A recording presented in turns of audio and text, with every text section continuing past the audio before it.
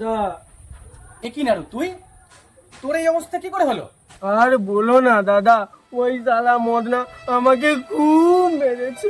কেন মেরেছে কেন? সকালবেলা তোমার কাছ থেকে যাওয়ার পর আমি ওই শালা মদনার বাড়িতে গেছিলাম, কিন্তু বসতে না বসতেই পাড়ার লোকদের নিয়ে আমাকে কি মারান মেরেছে। আহ! মদনার তো বউ মারা গেল, তা হঠাৎ করে তোকে মারলো কেন? তা হ্যাঁ রে, উল্টো পাল্টা কিছু বলিসনি তো? না দাদা, আমি উল্টো পাল্টা কিছুই বলিনি। অপূর্বর মা মারা যেতে তুমি যেটা বলেছিলে।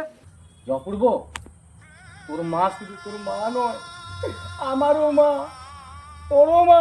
আমিও ঠিক একই কথা মদন দাকে বলেছিলাম, শুধু মা না বলে বউ বলেছিলাম।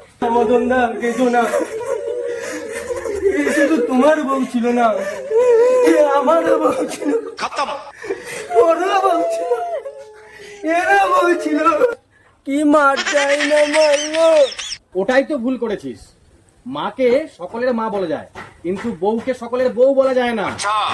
ও ওখানে ওই কথাটা না বলে মদনার দুটো হাত ধরে যদি এই কথাটা বলতে পারতিস যে মদন দা, কেঁদো না মদন দা, তোমার বউ মারা গেছে তো কি হয়েছে, আমি তো আছি, তোমার সব কাজ করে দেব, তাহলে সম্মানটা আরো বাড়তো, তোকে সবাই বাহবা দিত।